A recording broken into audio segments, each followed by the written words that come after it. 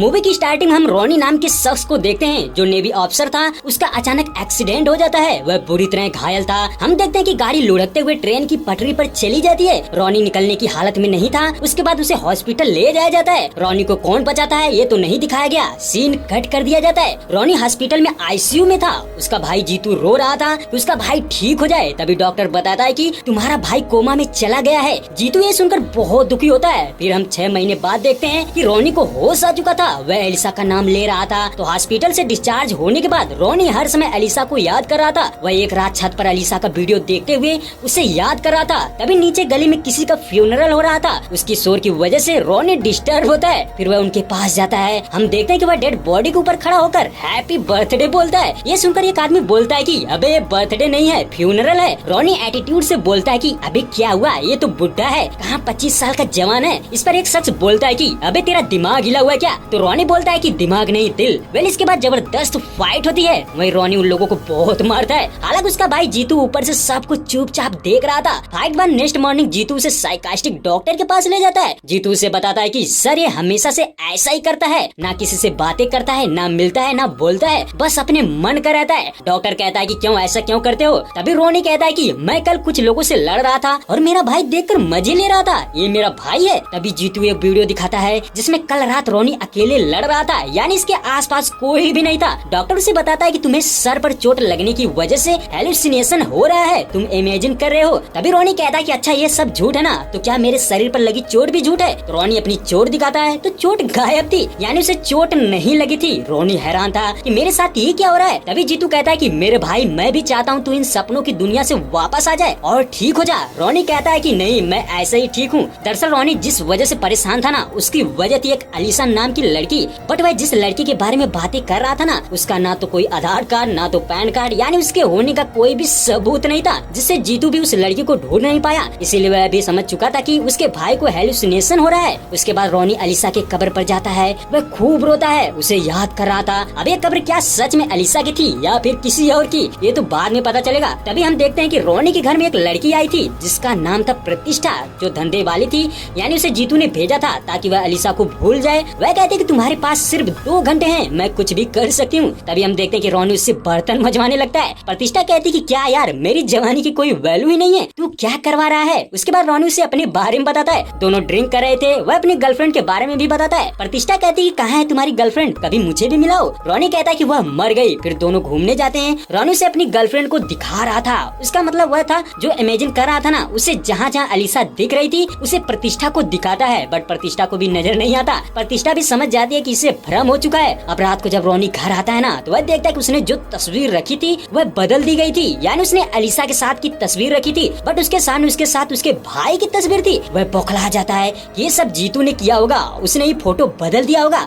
वह जीतू को कॉल करता है बट वह नहीं उठाता, जिससे वह उसका लोकेशन चेक करके उसके पास जाता है। हम देखते हैं जीतू किसी आंटी की गाड़ी रिपेयर कर रहा था। रोनी उससे कहता है कि तूने मेरा फोटो क्यों बदला, तू चाहता है कि मैं उसे ऐसे ही भूल जाऊंगा। वही जो आंटी थी ना, वह रोनी से लड़ने लगती है, जिससे रोनी भी उस पर भड़क जाता है, उसे मारने की भी कोशिश करता है। रोनी जीतू को अपने घर लेकर आता है। उससे कहता है कि मेरे फोन से अलीसा का वीडियो कहाँ गया और उसकी जगह तेरे तस्वीर कहाँ से आ गई? जीतू कहता है अरे मेरे भाई ये हमेशा सही था, यानी मैं तस्वीर की बात कर रहा था। रोनी का कहना था कि तुमने हेलुसिनेशन बोला, मैं मान गया, पर तू ये सब कह रहा है मैं नहीं मान सकता। तभी हम देखते हैं कि बाहर पुलिस आ जाती है। दरअसल उस आंटी ने बुलाया था। रोनी गुस्से में था, उसके हाथ में हथौड़ा था। वहीं पुलिस वाले उसके ऊपर गोली ताने हुए थे। जीतू कहता है कि तू हथौड़ा नीचे रख दे, नहीं तो वह गोली मार देंगे। बट फिर भी रोनी नहीं मानता। वह गुस्से से पुलिस वालों पर हाथ उठा देता है और एसपी को भी मारने वाला था बट रुक जाता है। एसपी कहता है कि मार तू रुक क्यों गया, और फिर उसे थाने ले जाता है। एसपी पूछता है कि अभी क्या मैटर है, लगता है लड़की का मैटर है। तो जीतू कहता है नहीं सर, कोई लड़की है ही नहीं। इतने में रोनी कहता है कि जब लड़की नहीं है तो उसकी लाश कहाँ से आई? ये सुनकर एसपी हैरान हो जाता है। वह कहता है कहाँ है लाश? फिर रोनी उन्हें उस कब्र के पास ले जाता है जहाँ वह हर समय जाया करता था। तो जब वह कब्र की बताता है ना, तो ये देखो यही अलीसा की कब्र है। तो हम देखते हैं कि वह अलीसा की नहीं बल्कि किसी मार्गरेट नाम की औरत की थी।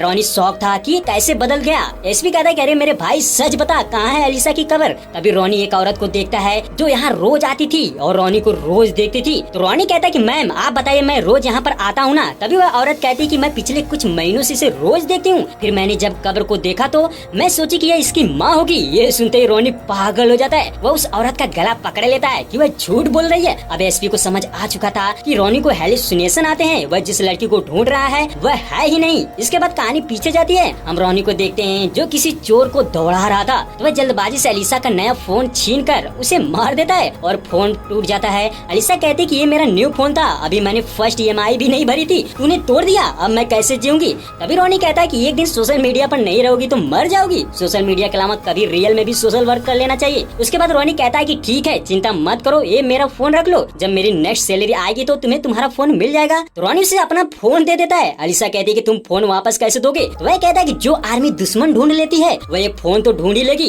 वे आगे देखते हैं कि अलीसा की एक बड़ी बहन थी कैथरीन, वह फोन टूटने की वजह से उसे बहुत डांटती है। अलीसा कहती है कि दीदी वह ऑफिसर है, उनके थोड़े ही समय में बहुत कुछ सिखा दिया। आगे देखते हैं कि रोनी ने जिस बंदे को मारा था ना वह एक आदमी को लाता है जिसका नाम था बसुका, वह उनका बॉस था। बसुका कहता है कि कहाँ है वो जिसने तुझे मारा है। फिर वह रोनी को देखकर कहता है कि अबे इस मच्छर को मारने के लिए तू मुझे बुलाया है। फिर वह रोनी से कहता है कि जो भी कुछ करना है फटाफट कर ले, क्योंकि मैं जब मारता हूँ ना तो रुकता नहीं हूँ। तभी रोनी उसके गुंडों को मारता है। फिर बसुका की हवा टाइट हो जाती है। वह कहता है कि भाई मेरे आदमियों के सामने मत मारना, बेइज्जती हो जाएगी। फिर रोनी उसे उसकी नाक पर मारता है और फिर मारने के बाद सभी को हॉस्पिटल भी ले जाता है। वहीं अलीसा को देखता है जो डॉक्टर थी वह बसुका के पास आती है। बसुका कहता है कि यहाँ मेरी जान निकल रही है, तुम फोन में बिजी हो। अलीसा कहती है कि तुम्हारे जैसे बहुत से लोग हैं जिन्हें मेरी जरूरत है, इस फोन की वजह से ही मैं किसी की मदद कर पाती हूँ। ये सुनकर रोनी को थोड़ा सैड फील होता है क्योंकि उसने फोन की वजह से उसे बहुत बोला था। अब अलीसा भी उसे देख लेती है और उसके पास आती है। रोनी उसको सॉरी बोलता है। अलीसा देखती है कि रोनी की गर्दन पर चोट लगी थी, वह कहती है कि ये डेंजरस हो सकता है। फिर वह उसका इलाज करने लगती है। वहीं रोनी एडमिट हो जाता है। उसके बाद रोनी कंपाउंडर से बोलता है कि ये अलीसा मैम कब आएगी। वह कहता है कि जब इमरजेंसी होती है ना तब वो आएंगी। तभी रोनी अपनी बैंडेज खोल देता है और इमरजेंसी कहकर चिल्लाने लगता है, जिससे एक बार फिर से अलीसा आ जाती है। वह उसे देखते ही समझ जाती है कि इसे जानबूझकर बैंडेज खोली है। अलीसा कहती है कि तुम्हें खून बहाने का इतना ही शौक है तो ब्लड डोनेट कर दो, और तुम सड़कों पर मारपीट करते हो, लगता है तुम्हारा दिमाग हिला हुआ है। रोनी कहता है कि दिमाग नहीं दिल। अलीसा मुस्कुराने लगती है। अब नेक्स्ट डे रोनी अलीसा को फोन करके ये बताता है कि चिंता मत करो, कल तुम्हारा फोन मिल जाएगा। अलीसा उससे कहती है कि ये जो तुम इंट्यूशन की बातें कर रहे थे ना वो कुछ नहीं होता। तभी अलीसा कहती है कि अच्छा बताओ मैं इस समय कहाँ हूँ। तो रोनी कहता है कि बालकनी में, और फिर ये भी कहता है कि कोई तुम्हारे पीछे सुन रहा है। ये सुनते ही अलीसा पीछे देखती है तो उसकी बहन थी। अलीसा शॉक थी, वह इतना सटीक कैसे बता दिया। नेक्स्ट डे दोनों मिलने के लिए आते हैं। हम देखते हैं कि कुछ लोग वॉलीबॉल खेल रहे थे तो रोनी उसको उसका फोन वापस कर देता है। तभी अचानक वहाँ दूसरे प्लेयर्स आ जाते हैं। वह उन प्लेयर्स पर अटैक कर देते हैं, कुछ लोगों को गोलियां भी मारने लगते हैं। रोनी से रहा नहीं जाता, वह उनको मारने लगता है और खूब मारता है। तभी एक बंदा रोनी के सर पर गन तान देता है, जिससे अलीसा उसकी गन को अपनी तरफ ले लेती है। ये देखकर रोनी उनको बहुत मारता है। फिर दोनों में प्यार हो जाता है। उसके बाद कहानी एक बार फिर से प्रेजेंट टाइम में आती है। इस पर रोनी से कहता है कि क्या तूने एलिसा को मार दिया, कहाँ है वो। वह बताता है कि हमारा एक्सीडेंट हुआ था। तो एसपी कहता है कि ठीक है, जब एम्बुलेंस ड्राइवर तुम्हें लाया था उसने तो देखा होगा कि तेरे साथ एलिसा भी थी। अब एसपी उसे एम्बुलेंस ड्राइवर के पास ले जाता है। उसे पूछता है कि बता जब तू इसे लाया था तो वहाँ कोई लड़की थी। तो वह बताता है कि नहीं, वहाँ कोई तो लड़की नहीं थी। यहाँ पर भी रोनी गलत हो जाता है। अब एसपी कहता है कि चल सब लोग झूठ बोल सकते हैं बट कैमरा तो झूठ नहीं बोल सकता। वेल अब सीसीटीवी फुटेज चेक किया जाता है। उसमें देखते हैं तो उस दिन गाड़ी में सिर्फ रोनी ही था। एसपी कहता है कि अरे यार अब तो सच बता दे, अब क्यों झूठ बोल रहा है। तभी रोनी एक गाड़ी में अलीसा की बहन कैथरीन को देखता है। वह दौड़ने लगता है, फिर पीछा करते करते उसको पकड़ लेता है। वह अपने पिता के श्राद्ध के लिए आई थी। रोनी कैथरीन से कहता है कि बताओ एलिसा कहाँ है। वह उसे पहचानने से इनकार कर देती है। वह कहते है कि कौन कैथरीन, कौन एलिसा, मेरा नाम प्रियंका है। और फिर पंडित भी बताता है कि मैं इसे बचपन से जानता हूँ, इसका नाम प्रियंका है। रोनी लगभग पागल सा हो चुका था, कोई उसकी बात पर विश्वास नहीं कर रहा था। वेल रोनी को प्रतिष्ठा घर पर लाती है। वह बार बार एलिसा का नाम ले रहा था। तभी वह कहते हैं कि दवा या दारू, तो उसे कुछ याद आता है। वह दौड़ते हुए बाहर जाता है, यानी एलिसा के घर पर। वहाँ वह एक तस्वीर को देख रहा था, शायद वहाँ कुछ फेंका था। उसके बाद हम देखते हैं कि उसी घर में बहुत सारे मास्क वाले आ जाते हैं। रोनी उन्हें देखकर चौंक जाता है, फिर क्या उनसे फाइट करता है और बहुत मारता है। रोनी सोच रहा था कि अगर ये हेलुसिनेशन है तो मेरा खून क्यों बह रहा है, जिससे वह समझ जाता है कि सब झूठ बोल रहे हैं, मैं ठीक हूँ। तभी वह एक बंदे को दीवार पर फेंकता है, जिससे दीवार पर क्रैक पड़ जाती है। हम देखते हैं उसके पीछे कोई तस्वीर थी। रोनी सबको मार देता है, पर जब वह दीवार के पीछे देखता है तो उसे उसकी और अलीसा की तस्वीर दिखाई देती है। रोनी को थोड़ा राहत मिलती है, बट वह फिर भी हैरान था कि कहीं ये मेरा वहम तो नहीं। इसलिए वह जिन लोगों को मारा था ना, उनमें से किसी को ढूंढने लगता है कि कोई जिंदा हो जो कंफर्म करे कि सच में यहाँ तस्वीर है। तभी एक बंदा जिंदा था। रोनी उसे पकड़कर तस्वीर के पास ले जाता है। उससे कहता है कि बता यहाँ कौन है। तो वह कहता है कि तुम हो और एक लड़की, वही उसका नाम भी पड़ता है। ये सुनकर रोनी बहुत खुश था। फाइनली अब जाकर उसे यकीन हो चुका था कि वह ठीक है, उसे लोग गुमराह कर रहे थे। तभी हम एक चाको नाम के शख्स को देखते हैं जो काफी ब्रूटल था। उसके घर में भी एलिसा की तस्वीर थी, बट वह मर चुकी थी। रोनी कहता है कि कौन है वो शख्स जो उसको भुलाने के लिए इतना सब कुछ कर सकता है। वह सब कुछ बदल जल सकता है, यहाँ तक कि मेरा भाई भी उनसे मिला हुआ है। वह इतना गिरा हुआ है कि मुझसे झूठ बोल रहा है। अब वह दौड़ते हुए अपने घर जाता है। वह जीतू को बुला रहा था बट वह नहीं था। तभी रोनी अलमारी में कुछ पैसे देखता है और फिर गन।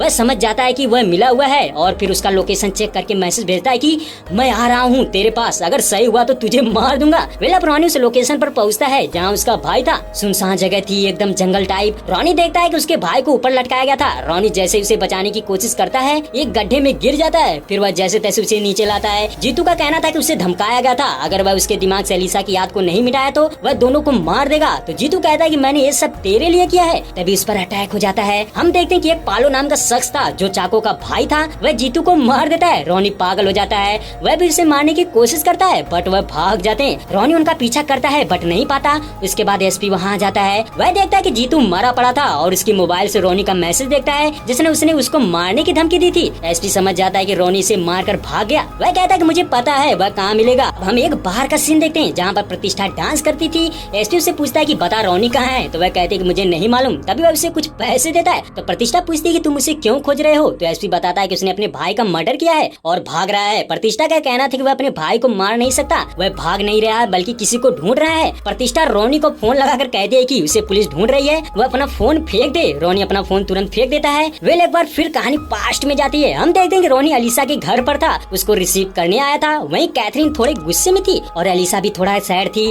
तो रोनी जब रास्ते में अलीसा के साथ था ना, तो वह उसे बताती है कि उसकी बहन ने कुछ बोला है। इससे पहले वह कुछ बोलती कि तभी सामने से कोई टक्कर मार देता है। इनसे बहुत बुरी तरह से एक्सीडेंट हो जाता है। हम देखते हैं कि गाड़ी ट्रेन की पटरी पर थी तो अलीसा मर जाती है और रोनी वहीं पर बेहोश हो जाता है। अब एक बार फिर सीन शिफ्ट होता है प्रेजेंट टाइम में। रोनी सोच रहा था कि आखिर एलिसा अपनी बहन के बारे में क्या बताना चाहती थी। तभी उसे याद आता है कि उस दिन डॉक्टर भी मुझसे झूठ बोल रहा था। तो वह डॉक्टर से मिलने जाता है। वह देखता है कि डॉक्टर को भी किसी ने मार दिया था।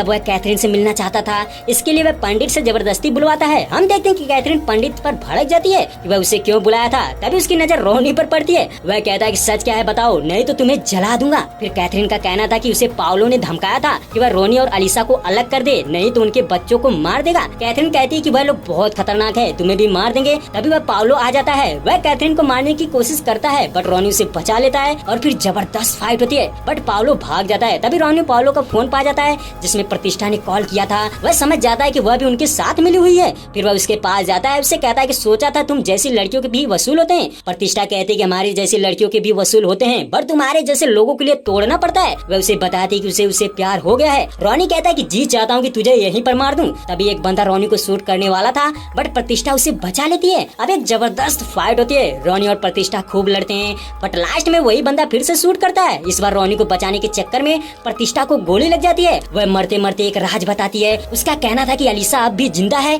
उसे चाको नाम के शख्स ने किडनैप करके रखा है। अब रोनी कब्रिस्तान जाता है, वहाँ अलीसा की कब्र खोद रहा था तो वह देखता है कि उसमें कोई बॉडी नहीं थी, अंदर पत्थर भरा पड़ा था। उसके बाद हमें चाको का सीन दिखाया जाता है। चाको अलीसा को अपने घर में कैद किए होता है। दरअसल चाको की एक गर्लफ्रेंड थी जिसका नाम था अवंतिका। चाको उसे बताता है कि तुम बिल्कुल उसके जैसे मिलती हो, वही चेहरा वही आवाज सब कुछ सेम है। बट अवंतिका के चेहरे पर डर नहीं था। अब हम चाको की फ्लैशबैक लव स्टोरी देखते हैं। अवंतिका डांस कर रही थी, वहाँ कुछ लोग उसको छेड़ने लगते हैं। अवंतिका सभी को ब्रूटल तरीके से मार देती है और फिर जिसने उसे टच किया था ना, उसका हाथ काटकर चाको के पास लेकर आती है और उससे कहती है कि चाको मुझे तुम्हारे सिवा कोई भी छू नहीं सकता। फिर वह उससे शादी करने को बोलती है। चाको कहता है कि उम्र देखी है अपनी। अवंतिका का कहना था कि उसे उम्र से मतलब नहीं है, प्यार चाहिए और फिर उससे कल शादी करने को बोलती है। हम देखते हैं कि चाको भी तैयार था। वह नेक्स्ट मॉर्निंग शादी कर रहे थे तभी वही बंदा अटैक कर देता है जिसका हाथ काटा था। हम देखते हैं कि चाको और अवंतिका खूब लड़ते हैं बट लास्ट में अवंतिका को गोली लग जाती है और वह मर जाती है। चाको पागल हो जाता है। वह गॉड के पास जाता है, उसे कहता है कि शैतान की लव स्टोरी में गॉड का क्या काम,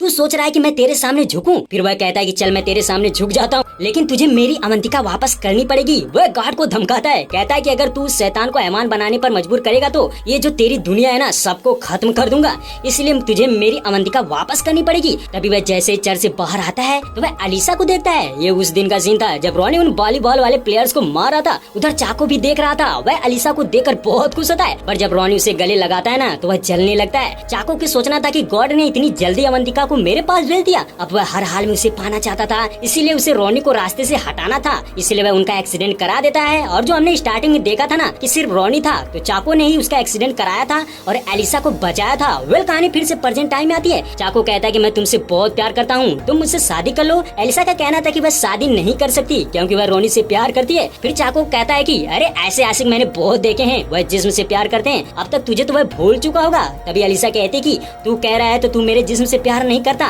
तो चल शर्त लगाते हैं, तू 1 महीने कह रहा है ना, अगर रोनी मुझे 1 साल में भी भूल गया ना तो मैं तुझसे शादी कर लूंगी। अब चाको को भी शर्त मंजूर थी। तो हम देखते हैं कि कहानी प्रेजेंट टाइम में आ जाती है। 1 साल होने में सिर्फ 1 घंटा बचा था। रोनी पुलिस स्टेशन जाता है, वह एसपी से बताता है कि तुम जिस अलीसा के बारे में पूछ रहे थे ना वह अलीसा जिंदा है। एसपी ये सुनकर हैरान था। तभी हम देखते हैं कि एसपी का जो जूनियर था वह पाउलो से मिला था। वह उनसे बता देता है कि रोनी को पता चल गया है कि अलीसा जिंदा है। अब पाउलो चाको से कहता है कि हमने हर कोशिश कर ली, उसे हेलुसिनेट करवाया, सबसे झूठ बुलवाया, यहाँ तक कि अलीसा का नामो निशान मिटा दिया, फिर वह उसे भूल नहीं सका। अब कल शर्त का लास्ट दिन है तो हम क्या करें। इस पर चाको ऑर्डर देता है कि उसे खत्म कर दो। हम देखते हैं कि पाउलो पुलिस स्टेशन पर अटैक कर देता है और अंदर जाकर एसपी से कहता है कि मुझे रोनी चाहिए। तो एसपी पैसे लेकर रोनी को उनके हवाले कर देता है। वे इधर देखते हैं कि चाको अलीसा से कहता है कि आज आखिरी दिन है, तुम्हें कुछ दिखाना चाहता हूँ। फिर वह रोनी और प्रतिष्ठा की तस्वीर दिखाता है, जिसे देखकर अलीसा रोने लगती है क्योंकि उसका विश्वास टूट चुका था। वह कहते हैं कि एक बार मैं रोनी से मिलना चाहती हूँ। तो चाको कहता है ठीक है। फिर वह उसे रोनी के पास ले जाता है। अलीसा उसे देखते ही कहती है पता है रोनी, ये लोग एक फोटो दिखाकर मुझे ये कह रहे हैं कि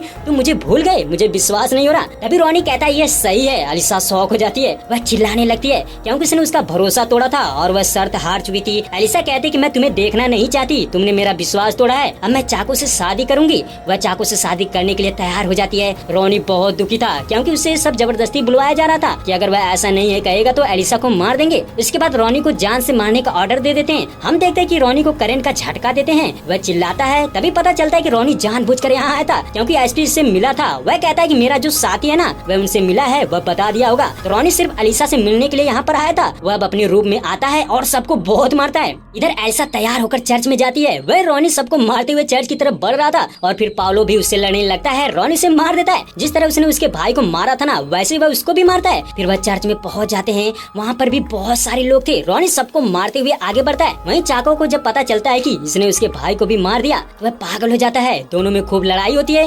तभी अलीसा रोनी पर गन तान देती है। वह उसे मारने जाती है बट पलट जाती है। दरअसल जब रोनी से मिली थी तो रोनी ने उसे हाथ के इशारे से बता दिया था कि मैं झूठ बोल रहा हूँ। तो अलीसा कहती है कि मुझे विश्वास था ये कभी भी ऐसा नहीं कर सकता। फिर क्या रोनी उसे मार देता है। फिर कहानी यहीं पर खत्म हो जाती है।